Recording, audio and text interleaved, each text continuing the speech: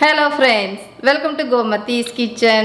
இன்னைக்கு நம்ம பார்க்க போற ரெசிபி பாத்தீங்க அப்படினா கோதுமை மாவு வச்சு ஒரு கார போண்டாவும் அது தொட்டு சாப்பிடுற மாதிரியான ஒரு சட்னி அது வந்து வேர்க்கடலையும் புதினா வச்சு நல்ல ஒரு காரசாரமான சட்னியும் தான் எப்படி செய்யலாம்ங்கறத பார்க்க போறோம்.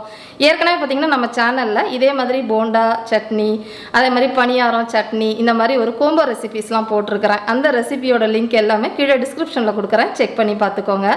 இப்போ நம்ம இந்த போண்டாவும் சட்னியும் எப்படி செய்யலாம்ங்கறத பார்க்கலாம். கோமதிஸ் கிச்சனை சப்ஸ்கிரைப் பண்ணாதவங்க சப்ஸ்கிரைப் பட்டனை ப்ரெஸ் பண்ணிக்கோங்க. உடனுக்குடனே அப்டேட் வேணும் அப்படின்னா பக்கத்தில் இருக்க பெல் பட்டனில் ஆல்ங்கிற ஆப்ஷனை மறக்காமல் ப்ரெஸ் பண்ணி வச்சுக்கோங்க. இப்போ முதல்ல வந்து போண்டாவுக்கு மாவு பிசைஞ்சு ரெடி பண்ணிக்கலாம். அதுக்கு ஒரு பாத்திரத்தை எடுத்துக்கோங்க. இதில் 1 கப் அளவுக்கு கோதுமை மாவு, நீங்கள் வீட்டில் அரைச்சது அப்படி இல்லைன்னா கடையில் வாங்கின எந்த பிராண்டு கோதுமை மாவு வேணால் சேர்த்துக்கலாம். இதிலேயே 1/2 கப் அளவுக்கு கடலை மாவு, நீங்கள் எந்த கப்பில் அளக்குறீங்களோ அதில் பாதி அளவுக்கு கடலை மாவு சேர்த்துக்கோங்க.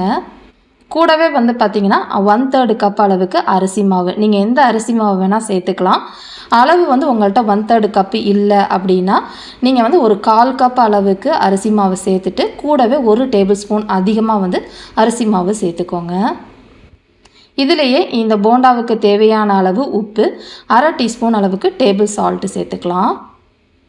அடுத்து வந்து 1/4 டீஸ்பூன் அளவுக்கு ஆப்பச்சோடா, அதாவது பேக்கிங் சோடான்னு சொல்லுவோம் இல்லையா, அது சேர்த்துக்கணும்.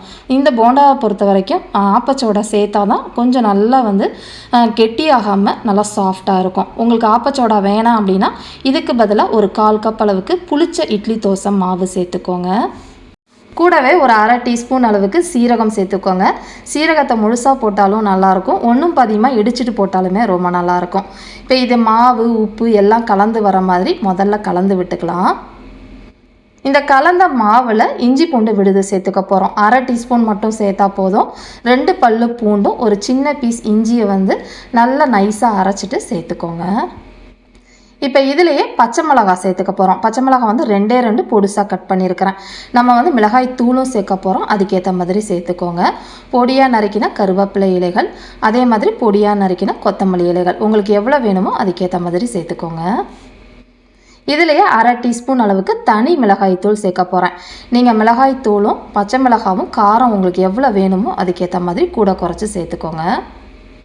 கூடவே வந்து பார்த்திங்கன்னா ஒரு பெரிய வெங்காயம் சின்ன சைஸில் 1 எடுத்துருக்கிறேன். பொடியாக நறுக்கினது 1/2 கப் அளவுக்கு இருக்குது. அதை வந்து நல்லா இந்த மாதிரி கைகளால் பசறி விட்டு சேர்த்துக்கோங்க. அப்படி இல்லைன்னா கட் பண்ண வெங்காயம் மொந்தையாக நடுவில் போண்டாக்குள்ளே கிடக்கும். இப்போ இதெல்லாம் ஃபஸ்ட்டு தண்ணி ஊற்றாமல் நல்லா கலந்து விட்டுருங்க. கலந்ததுக்கு அப்புறமா தண்ணி வந்து கொஞ்சம் கொஞ்சமாக தெளித்து பிசையணும். இதோட கன்சிஸ்டன்சி எந்த அளவுக்கு இருக்கணும் அப்படின்னு பார்த்திங்கன்னா, நம்ம வெங்காய போண்டாவுக்கெல்லாம் ஒரு மாதிரி தளர்த்தியாக மாவு பிசைவோம் பார்த்திங்களா, அதாவது நம்ம உளுந்த போண்டாலாம் மாவு தளர்த்தியாக பிசைஞ்சிருப்போம் இல்லையா, அந்த அளவுக்கு பிசறி விட்டுக்கோங்க. ரொம்ப கெட்டியமாக பிசைய வேண்டாம். இப்போ இந்த அளவுக்கு மாவு பிசைஞ்சு வந்தால் சரியாக இருக்கும். ரொம்ப கெட்டியாக இருந்துச்சுன்னா போண்டா வந்து ஹார்டாக இருக்கும், அதனால் பார்த்து பிசைஞ்சு வச்சுக்கோங்க. இப்போ இதிலேயே நல்லா ஒரு 2 டேபிள் ஸ்பூன் அளவுக்கு கொதிக்கிற எண்ணெய் சேர்த்துக்கோங்க. இது ஏன் சேர்க்குறோம் அப்படின்னா, இது சேர்க்குறப்ப போண்டாவோட வெளிப்பகுதி நல்லா உங்களுக்கு கிறிஸ்பியாக இருக்கும், அதுக்காக தான் சேர்க்குறது. இப்போ இந்த எண்ணெயோடைய மாவை கலந்து விட்டுறலாம். இப்போ பார்த்தீங்கன்னா நம்மளோட போண்டா மாவு கரெக்டான கன்சிஸ்டன்சியில் ரெடி ஆகிடுச்சு. இந்த மாதிரி கிள்ளி போடுறதுக்கு சரியாக இருக்கும். இப்போ நம்ம போண்டாக்கள்லாம் பொரிச்சு எடுக்க ஆரம்பிக்கலாம்.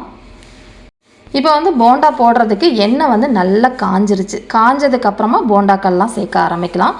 உங்களுக்கு எந்த சைஸில் வேணுமோ அதுக்கேற்ற மாதிரி நீங்கள் வந்து கிள்ளி போட்டு சேர்த்துக்கோங்க.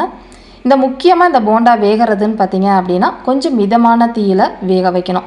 ரொம்ப அதிகமான தீயில் வேக வச்சிங்க அப்படின்னா போண்டா வந்து உள்ள மாவாகவே இருக்கும், வெளியில் செவந்து வந்துடும். அதேமாதிரி ரொம்ப கம்மியான தீயில் போண்டாவை வேக வச்சிங்கன்னா ஹார்டான மாதிரி ஆயிடும். அதனால் மிதமான தீயிலே நல்லா செவந்து சலசலப்பெலாம் அடங்குற அளவுக்கு வேக வச்சுக்கோங்க. இடையில இந்த மாதிரி கிளறி விட்டுக்கிட்டே இருந்தீங்கன்னா ஒரே மாதிரி இந்த அளவுக்கு செவந்து வந்துடும். இப்போ பார்த்தீங்கன்னா போண்டாவும் நல்லா செவந்துருச்சு, சலசலப்பும் ஓரளவு அடங்கி வந்துருச்சு.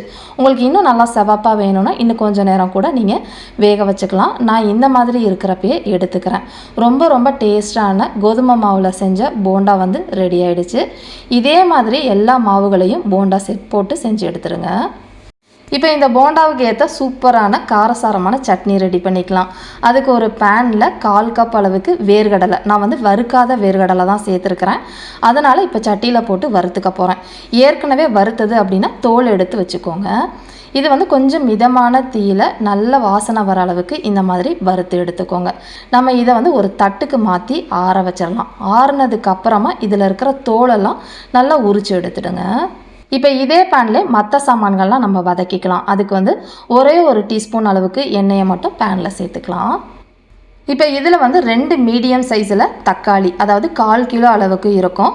உங்களுக்கு மெஷரிங் கப்பில் சொல்லணும் அப்படின்னா அந்த சைஸில் கட் பண்ணது 2 கப் அளவுக்கு இருக்கும். அதை வந்து இந்த பேனில் சேர்த்துக்கோங்க.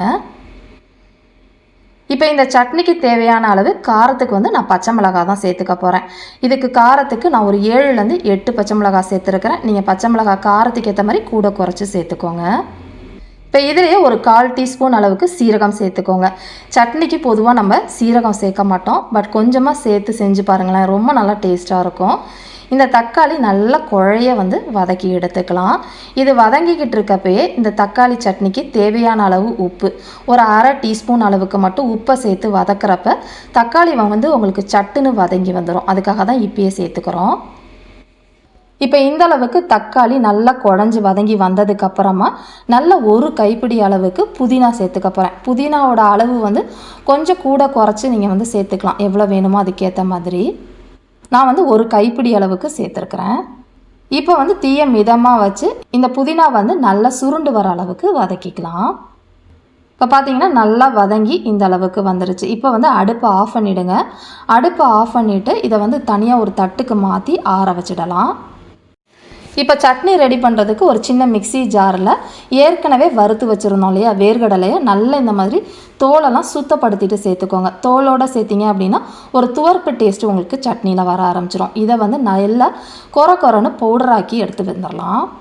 இப்போ பார்த்தீங்கன்னா அரைச்சி எடுத்துகிட்டு வந்துட்டேன். இந்த அளவுக்கு பொடிச்சா போதும், ரொம்ப நைஸாக பொடிக்க வேண்டாம். இப்போ இதிலேயே நம்ம வந்து ஆற வச்சுருந்தோம் பார்த்தீங்களா, புதினாவையும் தக்காளியும் வதக்குனது, அதை இதில் சேர்த்துட்டு கொஞ்சமாக தண்ணி தெளித்து உங்களுக்கு எந்த அளவுக்கு நைஸாக வேணுமோ அதுக்கேற்ற மாதிரி அரைச்சி எடுத்துகிட்டு வந்துடுங்க. இப்போ பார்த்தீங்கன்னா சட்னி அரைச்சி இந்த மாதிரி எடுத்துகிட்டு வந்துட்டேன். இந்த மாதிரி இருக்கிறப்ப டேஸ்ட் உங்களுக்கு ரொம்ப நல்லாயிருக்கும். உங்களுக்கு வேணும்னா இன்னும் நைஸாக கூட அரைச்சிக்கோங்க. இதே மாதிரி அளவுகளோட இந்த கோதுமை மாவு போண்டாவும் சட்னியும் செஞ்சு பார்த்துட்டு எப்படி இருக்குங்கிறத கமெண்ட் பண்ணுங்கள். வீடியோ பிடிச்சிருந்தாலும் கமெண்ட் பண்ணுங்கள், லைக் பண்ணுங்கள். மறக்காமல் கோமதீஸ் கிச்சன் சேனலையும் சப்ஸ்கிரைப் பண்ணி வச்சுக்கோங்க. தேங்க்ஸ் ஃபார் வாட்சிங்.